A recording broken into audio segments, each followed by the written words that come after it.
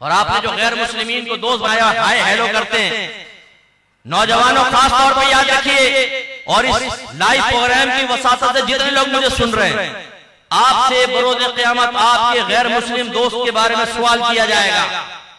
वो सवाल ये होगा कि तुम इतने अरसे गैर मुस्लिम के साथ रहे, तुमने एक बार भी इसको इस्लाम की दावत दी, इसे अपने नबी का कलमा पढ़ाने के लिए करीब किया, तुमने ऐसा तर्ज अमल इख्तियार किया कि तुम्हारे तर्ज अमल से, अखलाक से, गुफ्तगू से मुतासर होकर ये इस्लाम की तरफ माइल हो जाता, या तुमने इसके साथ सेक्स चैट किया, तुमने इसके साथ आइडिया शेयर किए किस तरह लड़की को फंसाना चाहिए, उससे लिंक्स मांगे, कोई खराब वेबसाइट का लिंक दो मुझे ताकि वहां जाके मैं अपनी आखिरत की बर्बादी का सामान करूं।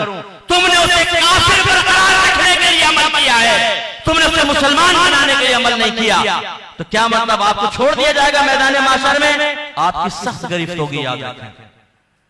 गैर मुस्लिम से दोस्ती वैसी हराम है, याद रखें, नहीं कर सकते आप दोस्ती।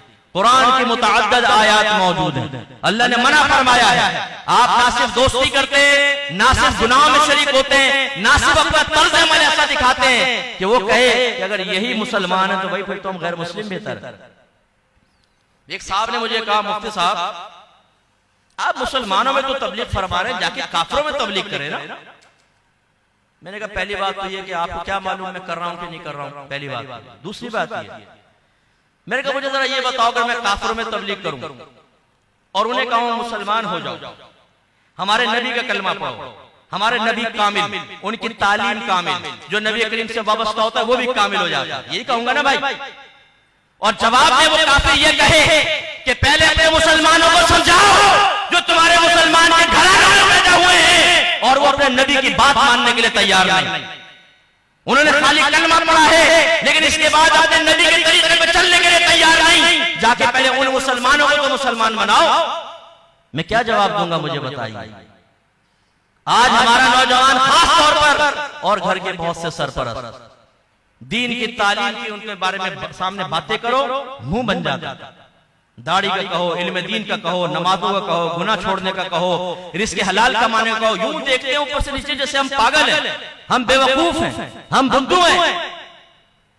बात गुस्से हो जाते हैं, बात कहते हैं जी अपने कब्र में जाना है, हमने अपने कब्र में जाना है। अपने नबी की बातों से इतनी नफरत, अपने मजहब इस्लाम से इतनी बेजारी, अपने अल्लाह के अहकाम से इतना ज्यादा अदमे रग़बत के पीछे फेंक दिया और अब मुसलमान बनने के लिए तैयार नहीं, नबी के तरीके से चलने के लिए तैयार नहीं। ये हमारी हालत। हमने नुकसान पहुंचाया मजहब इस्लाम को। पूरी दुनिया में जहां आप बाहर के मुल्कों में चले जाएं, मुझे बाहर वाले भी सुन रहे होंगे, नाराज मत होइएगा, जितने फ्रॉड करने वाले हैं उसमें ज्यादातर हिंदुस्तानी पाकिस्तानी बड़े बड़े फ्रॉड कर रहे हैं, बाहर बैठ झूठ बोल के फंड्स ले रहे हैं, बेनिफिट्स ले रहे हैं। बाहर वाले भी कहते हैं ये मुसलमान है, ये इस्लाम का नाम लेवा है, ये कहते हैं हमारे नबी कामिल थे, इनकी हरकतें देखो। और मैंने जब बाहर जाके इस किस्म का बयान किया कि आप धोखे और झूठ से काफिर से भी बेनिफिट नहीं ले सकते, आप यकीन करें कुछ लोग मुझसे नाराज हो गए, वहीं झगड़ना शुरू हो गया एक बाबा। और दो मौलवी हजरात थे, वो खाना खाने बैठे तो मुझे कहने लगे मुफ्ती साहब देखें आप ना पब्लिक में ये बातें ना करें। मैंने कहा पब्लिक में ना करूं तो क्या टेबल के नीचे घुसकर बात करूं या अकेले कमरे में शीशे में अपने आप से बातें करूं? ओ भाई लोगों को तो समझानी चीज और कहां करूं। वहां एक लड़का ऐसा बैठा था जो उस महकमे में काम करता है जिसमें बेनिफिट जारी होते हैं, वो देते हैं बेनिफिट्स वगैरह। बाद में उसने बताया मुफ्ती साहब ये दो मौलवी भी झूठ बोल के बेनिफिट ले रहे थे, इसलिए आपको कहते हैं पब्लिक में बातें ना करें। ये हमारे मुसलमानों की हालत। पूरी मार्केट में बाद सबसे ज्यादा करप्ट वो दुकानदार होता है जिसकी दाढ़ी होती है और माथे पे नमाज का निशान होता है। बाज औकात, हमेशा नहीं। हमारी अम्मी तो अक्सर लुट के आकर ये कहती थी अकमल मैंने तो दाढ़ी पर एतमाद करके उससे लिया, कम वक्त ने मुझे झूठ बोल के चूना लगा।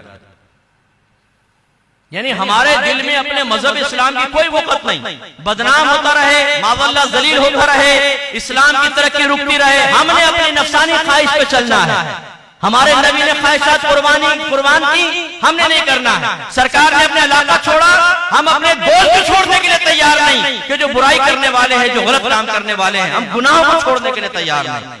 तो इसलिए हकीकतन मजहब इस्लाम में लोगों की आमद का सिलसिला बंद करवाने में सबसे बड़ा किरदार हम लोगों का है। हम अलामत हैं, हमें ऐसा होना चाहिए था, कोई हमें देखता तो कहते अगर नबी के नाम ले वह ऐसे हैं तो हम ऐसा बनेंगे। हमारा अखलाक इतना प्यारा होना चाहिए, हमारा किरदार इतना नफीस होना चाहिए, हमारी गुफ्तार इतनी साफ सुथरी होनी चाहिए। लेकिन हमारी हालत है